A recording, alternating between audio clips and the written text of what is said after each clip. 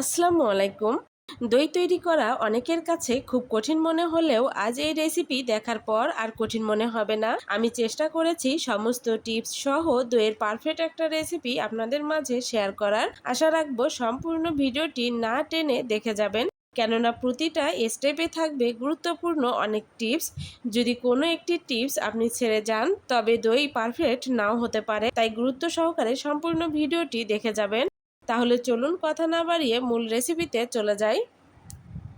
দই তৈরি করার জন্য প্রথমে আমি এখানে নিয়ে নিয়েছি 1 কাপ পরিমাণ টক দই। টক দইটা আমি এভাবে পানি ঝরতে দিয়েছি, এতে করে দইয়ের ভিতর পানি জমবে না, দইটা খুব সুন্দরভাবে বসবে। এখন এখানে নিয়ে নিলাম 2 লিটার পরিমাণ গরুর খাঁটি দুধ। দুধটাকে অনবরত নেড়েচেড়ে জাল করে নিব। চুলার আগুনটাকে মিডিয়ামে রেখে দুধগুলো জাল করে নিব, এতে করে দুধের ঘনত্বটা ঠিকঠাক থাকবে। হাই হিটে জাল করলে দুধের ঘনত্বটা ভালো আসে না। দুধটা জাল হতে হতে আমি এদিকে ক্যারামেল তৈরি করে নিব দইয়ের ভিতর সুন্দর একটা কালার আনার জন্য, তবে আপনারা চাইলে এটা নাও করতে পারেন। আমি এখানে 1 কাপ পরিমাণ চিনি নিয়ে নিলাম। চিনিটাকে চুলার আগুন লো ফ্লেমে রেখে অনবরত নেড়েচেড়ে জাল করে নিব। অনবরত নাড়তে নাড়তে দেখবেন চিনির কালারটা অনেকটাই চেঞ্জ হয়ে আসবে, অর্থাৎ লাল রং ধারণ করবে। খুব বেশি লাল করা যাবে না এবং ক্যারামেল থেকে ধোঁয়া উঠতে দেয়া যাবে না। যদি ক্যারামেল থেকে ধোঁয়া ওঠে তাহলে কিন্তু ক্যারামেলটা তিতা হয়ে যাবে। দইয়ে দেওয়ার পর দইটাও তিতা লাগবে, তখন আর দই খেতে ভালো লাগবে না। তাই অবশ্যই এই দিকটা পারফেক্টভাবে লক্ষ্য রাখবেন। আমার ক্যারামেলটা পারফেক্টভাবে রেডি। এখন আমি এখানে আগে থেকে জাল করা দুধ দিয়ে দিব। এখানে অর্ধেক দুধ দিয়ে প্রথমে ক্যারামেলটা খুব ভালোভাবে মিশিয়ে নিব। যদি ক্যারামেলটা মিশানোর সময় দেখেন যে ক্যারামেলটা দলা পেকে আছে তাহলে ভয়ের কিছু নেই। অনবরত নেড়েচেড়ে নিলেই ক্যারামেলটা দুধের সঙ্গে আবার খুব ভালোভাবে মিশে যাবে। ক্যারামেলটা দুধের সঙ্গে ভালোভাবে মিশিয়ে নেওয়ার পর আমি সবগুলো দুধ দিয়ে আবারও কিছু সময় জাল করে নিব, অর্থাৎ ততক্ষণ পর্যন্ত জাল করব যতক্ষণ না 2 লিটার দুধ কমে 1 লিটার হচ্ছে। তবে আবারও বলছি, দুধটাকে হাই হিটে রেখে জাল করবেন না, এতে করে দুধ শুকিয়ে যাবে, তবে ঘনত্বটা ঠিকঠাক থাকবে না। দুধটা যত ঘন করবেন আপনার দইটা ততটাই ক্রিমি হবে। এখানে আমি কোনো প্রকার গুঁড়া দুধ বা কোনো কিছু ব্যবহার করিনি, শুধুমাত্র গরুর দুধ দিয়েই আজকের এই দইটা তৈরি করব। দুধটা জাল করা হয়ে গেছে, এখন আমি নামিয়ে ঠান্ডা করে নিব, তবে খুব বেশি ঠান্ডা করব না। দুধের তাপমাত্রাটা এখানে খুব গুরুত্বপূর্ণ, কেননা দুধের তাপমাত্রা যদি বেশি থাকে তাহলে দই দেওয়ার সঙ্গে সঙ্গে ছানা হয়ে যাবে, আবার যদি কম থাকে তাহলে কিন্তু দই জমবে না। দই ঠিকঠাক বসবে কি না তার 70% নির্ভর করে দুধের তাপমাত্রার উপর।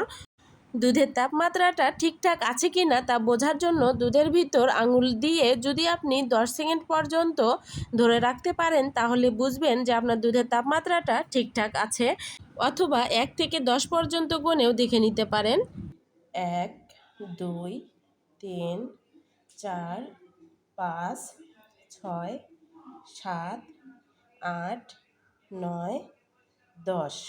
আবার আপনি চাইলে হাতের পিঠের উপর 2 থেকে 3 ফোঁটা দুধ ফেলেও চেক করে নিতে পারেন যে দুধের তাপমাত্রাটা ঠিকঠাক আছে কিনা।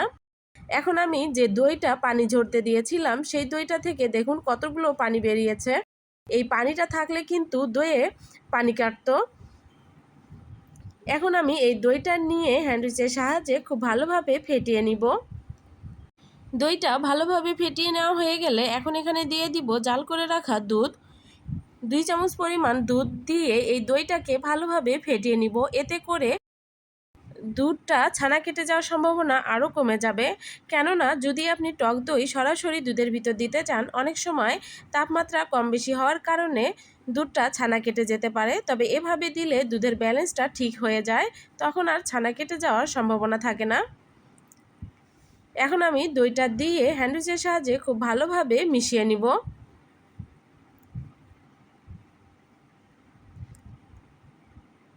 উপরে যেন বাবল তৈরি হয় আমি সেজন্য এভাবে একটু ফেটিয়ে নিচ্ছি। দই বসানোর জন্য আমি এখানে একটি মাটির পাত্র নিয়ে নিলাম, তবে যে কোনো পাত্রেই দইটা বসানো যাবে। আমি মাটির পাত্রটাকে একটু হালকা করে গরম করে নিয়েছি, তবে খুব বেশি গরম না। হালকা করে গরম করে নেওয়ার পর আমি দুধের মিশ্রণটা এখানে দিয়ে দিব। আপনি যখন দই বসাবেন তখন লক্ষ্য রাখবেন গরমের তাপমাত্রাটা ঠিক কেমন। খুব বেশি তাপমাত্রা হলে এভাবে রেখে দিলেই দই হয়ে যাবে, তবে তাপমাত্রা যদি কিছুটা কম থাকে তবে কম্বল অথবা মোটা কাপড় দিয়ে পেঁচিয়ে রেখে দিবেন। গরম কোনো জায়গায়, তাহলে দেখবেন যে দইটা খুব সুন্দরভাবে বসে যাবে। এখন আমি এভাবে রেখে দিব 9 থেকে 10 ঘন্টা। সবথেকে ভালো হয় রাতের বেলা দইটা বসিয়ে সকালবেলা খুললে। ফিরে এলাম 10 ঘন্টা পর। এখন আমি দেখিয়ে দিচ্ছি দই আপনার বসবে কিনা তা অনেকটাই নির্ভর করবে দই আপনি বসানোর জন্য কোন জায়গাটা সিলেক্ট করেছেন, সেই জায়গার আবহাওয়া গরম নাকি ঠান্ডা।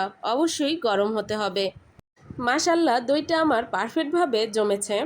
2015 সাল থেকে যতবার আমি দই তৈরি করেছি, একবারের জন্য আমি দই তৈরি করতে ব্যর্থ হইনি। প্রতিবারই খুব পারফেক্টভাবে দইটা জমে গেছে। এখন আমি দইটা আপনাদেরকে কেটে দেখিয়ে দিচ্ছি। গতানুগতিক দইয়ের এই পদ্ধতিতে যদি আপনি দই তৈরি করেন, তবে সেই দইটা কখনোই চামচে কেটে তোলার মতো দই হবে না। ঠিক এই রকম ক্রিমি দই হবে। এই দইটাই খেতে কিন্তু সবথেকে বেশি টেস্টি হয়, একদম দোকানের মতো। চামচে কেটে তোলা যে দইটা, সেই দইটাও অতটাও আমার কাছে ভালো লাগে না। চুলায় মাত্র 15 মিনিটে দই তৈরি করার একটি রেসিপি আমার চ্যানেলে দেয়া আছে, আপনি চাইলে সেই রেসিপিটিও দেখে নিতে পারেন।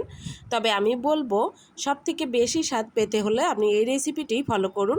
আজকের এই দইয়ের রেসিপি যদি আপনাদের ভালো লেগে থাকে তবে একটি লাইক দিবেন এবং কমেন্ট করে জানিয়ে যাবেন। আমার রেসিপিগুলো যদি আপনি দেখতে চান তবে চ্যানেলটিকে সাবস্ক্রাইব করে বেল বাটনটি অন করে দিবেন। এতে করে আমি ভিডিও আপলোড দেওয়ার সঙ্গে সঙ্গে আপনার কাছে নোটিফিকেশন চলে যাবে এবং আপনি খুব সহজেই আমার রেসিপিগুলো দেখতে পারবেন। সবাই ভালো থাকবেন। আল্লাহ হাফেজ।